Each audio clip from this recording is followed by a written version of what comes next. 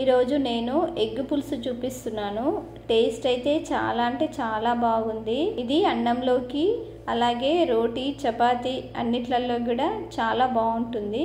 ఇది ఎలా చేయాలో ఇప్పుడు చూద్దాం. దీనికోసం అనేసి నేను 5 గుడ్లు ఉడకబెట్టేసేసుకొని పైన పొట్టు తీసేసుకొని పక్కన పెట్టేసేసుకోవాలి. ఇప్పుడు స్టవ్ మీద డిష్ పెట్టుకొని ఇందులో 2 స్పూన్ల వరకు ఆయిల్ వేస్తున్నాను. ఆయిల్ కొంచెం వేడవగానే నేను ఒక 5 మీడియం సైజు ఉల్లిపాయల్ని ఇలా సన్నగా కట్ చేసి పెట్టేసేసుకున్నాను. ఈ ఉల్లిపాయలు కట్ చేసుకున్న ఉల్లిపాయల్ని ఈ ఆయిల్లో వేసేసుకోవాలి. ఆయిల్ వేడవగానే ఇందులో వేసేసుకొని దీన్ని ఒక్కసారి మంచిగా కలిపేసేసుకోవాలి. కలుపుకున్న తర్వాత స్లిమ్లో పెట్టుకొని మంచిగా ఫ్రై చేసేసుకోవాలి. ఈ ఉల్లిపాయలన్నీ కూడా మరి బ్రౌన్ కలర్ కాదు కానీ నార్మల్గా వచ్చేంత వరకు ఫ్రై చేసుకోవాలి. అంటే పచ్చివాసన పోయేంత వరకు ఫ్రై చేసేసుకోవాలి. ఇలా ఫ్రై అయిన తర్వాత ఇప్పుడు ఇందులో 4-5 పచ్చిమిర్చిలు వేస్తున్నాను. పొడిగా కట్ చేసేసుకున్న పచ్చిమిర్చిలు కూడా వేసేసుకోవాలి. అలాగే నిమ్మకాయ సైజ్ అంతా చింతపండు వేస్తున్నాను.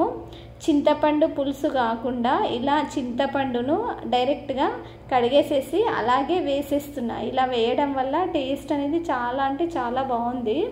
ఈ చింతపండు రెక్కలు ఇందులో వేసేసుకొని కొంచెం సేపు ఉడికించుకోవాలి ఆయిల్లో. అలాగే ఇందులోనే 4-5 వెల్లుల్లి రెబ్బలు, కొంచెం అల్లం ముక్క వేస్తున్నాను. మీరు కావాలంటే అల్లం వెల్లుల్లి పేస్ట్ కూడా అలాగే వేసేసుకోవచ్చు. నేనైతే అల్లం వెల్లుల్లి అలాగే వేస్తున్నాను. అలాగే ఇలా కొంచెం ఫ్రై అవ్వగానే స్టవ్ ఆఫ్ చేసేసుకొని దీన్ని కొంచెం చల్లగా అయిన తర్వాత మిక్సీ జార్ తీసుకొని ఈ మిక్సీ జార్లో ఈ ఉల్లిపాయలు ఫ్రై చేసుకున్న ఉల్లిపాయలన్నింటినీ ఇందులో వేసేసుకోవాలి. అలాగే కొంచెం కొత్తిమీర, కొంచెం పుదీనా వేసేసుకొని పేస్ట్ లాగా మిక్సీ పట్టుకోవాలి. మిక్సీ పట్టుకొని పక్కకు పెట్టేసేసుకోవాలి. ఇప్పుడు ఉడికించుకున్న గుడ్లు ఉన్నాయి కదా, వాటిని ఇలా రౌండ్గా కట్ చేసేసుకోవాలి.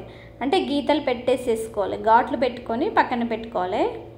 ఇప్పుడు స్టవ్ ఆన్ చేసేసుకొని ఇదే డిష్లోకి కొంచెం ఆయిల్ వేసేసుకొని దీంట్లో ఈ ఘాట్లు పెట్టుకున్న గుడ్లను ఇందులో ఈ ఆయిల్లో వేసేసుకోవాలి. వేసుకున్న తర్వాత దీనిపైన కొంచెం పసుపు అలాగే కొంచెం కారం వేసుకోవాలి. మరీ ఎక్కువ వేసుకోవద్దు. కొంచెం వేసేసుకొని ఇలా నేను చూపిస్తున్నట్టుగా ఒక్కసారి ఈ డిష్తోని ఇలా తిప్పాలి. ఎందుకంటే అలాగే పెట్టేసేస్తే ఎగ్స్ అనేటివి అడుక్కి మాడినట్టుగా అవుతాయి. అందుకనేసి ఒక్కసారి ఇలా డిష్తోని ఇలా తిప్పేసేసుకోవాలి. ఎగ్స్ని ఇలా తిప్పిన తర్వాత ఇందులో కొంచెం సాల్ట్ కూడా వేసేసుకోవాలి. వేసేసుకొని ఇంకా కొంచెం సేపు అలాగే ఉంచుకున్న తర్వాత స్టవ్ ఆఫ్ చేసేసుకొని ఈ ఎగ్స్ని ఒక ప్లేట్లోకి తీసేసుకొని పక్కన పెట్టేసేసుకోవాలి. ఇప్పుడు మళ్ళీ ఇదే డిష్లోకి ఇంకా కొంచెం ఆయిల్ వేసుకోవాలి. మరీ ఎక్కువ వేసుకోవద్దు. ఎందుకంటే ఆల్రెడీ ఉల్లిపాయలు ఫ్రై చేసేటప్పుడు ఆయిల్ వేసాం కాబట్టి ఇప్పుడు కొంచెమే ఆయిల్ వేసుకోవాలి. ఈ ఆయిల్ కొంచెం వేడవగానే ఇందులోనే కొంచెం బిర్యానీ ఆకు, అలాగే బిర్యానీ పువ్వు, కొంచెం దాల్చిన చెక్క, 2 లవంగాలు, ఒక ఇలాచి, ఒక 2 పచ్చిమిర్చిలు పొడుగ్గా కట్ చేసిన పచ్చిమిర్చి కూడా వేస్తున్నా. మీకు కావాలంటే వేసుకోండి, లేదంటే వదిలేసేయండి. అలాగే కొంచెం కరివేపాకు, కొంచెం జీలకర్ర, కొంచెం ఆవాలు, అలాగే కొంచెం పసుపు. ఎందుకంటే ఉల్లిపాయల్లో వేయలేం కదా, అందుకనేసి ఇప్పుడు ఆయిల్లో నేను కొంచెం పసుపు వేస్తున్నాను.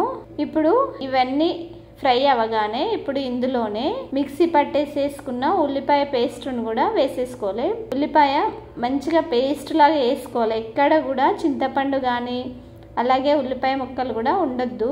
ఇవన్నీ కూడా సన్నగా పేస్ట్ అవ్వాలండి. అంటే మంచిగా పేస్ట్ లాగా అవ్వాలి. ఇలా పేస్ట్ను ఈ ఆయిల్లో వేసేసుకొని ఒక్కసారి స్పూన్తోని మంచిగా కలిపేసేసుకోవాలి. ఇలా నేను చూపిస్తున్నట్టుగా ఒకసారి కలుపుకోవాలి. అడగంటకుండా చూసుకోవాలి.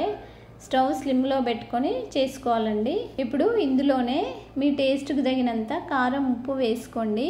అయితే చింతపండు వేసాం కాబట్టి కొంచెం కారం ఎక్కువనే పడుతుంది. దీనికోసం అనేసి నేను 2 స్పూన్ల వరకు కారము, 1 కంటే కొంచెం తక్కువ ఉప్పు, 1 సగం ధనియాల పొడి వేస్తున్నాను. ఇవన్నీ కూడా వేసుకున్న తర్వాత ఒక్కసారి స్పూన్తోని మంచిగా అంతా కలిసేటట్టుగా ఒకసారి ఇలా కలిపేసేసుకోవాలి. ఇలా కలుపుకున్న తర్వాత ఇప్పుడు ఇందులో వాటర్ వేసుకోవాలి. చింతపండు వేసాం కాబట్టి కొంచెం వాటర్ ఎక్కువనే పడతాయి, లేదంటే పుల్లగా అవుతుంది కదా. అందుకనేసి నేను పెద్ద గ్లాస్తోని 1 గ్లాస్ వరకు వాటర్ వేస్తున్నాను. ఈ వాటర్ వేసిన తర్వాత ఒకసారి మంచిగా కలిపేసేసుకోవాలి. ఇలా కలిపేసేసుకోవాలి. కలిపేసుకొని కొంచెం ఉడికించుకోవాలి. అంటే వాటర్ వేసాం కాబట్టి కొంచెం ఉడికించుకోవాలి. ఇలా ఆయిల్ సెపరేట్ అవుతుంది అన్నప్పుడు పక్కన పెట్టుకున్నాం కదా ఎగ్స్, ఫ్రై చేసిన ఎగ్స్ను ఇప్పుడు ఈ గ్రేవీలో వేసేసుకోవాలి. వేసేసుకొని ఇంకా కొంచెంసేపు ఉడికించుకోవాలి. అంతే అండి, ఎంతో టేస్టీగా ఉండే ఎగ్ పులుసు రెడీ అండి. మీరు కూడా ఒక్కసారి ట్రై చేసి మీకు ఎలా టేస్ట్ కుదిరిందనేసి ఒక కామెంట్ పెట్టండి. అలాగే మా వీడియోస్ అన్ని కూడా నోటిఫికేషన్ రూపంలో రావాలి అంటే మా ఛానల్ తెలుగు కుకింగ్ టిప్స్ ఛానల్ని తప్పకుండా సబ్స్క్రైబ్ చేసుకోండి. అలాగే ఈ వీడియో నచ్చితే లైక్ చేయండి, షేర్ చేయండి, సబ్స్క్రైబ్ చేయండి. Thank you.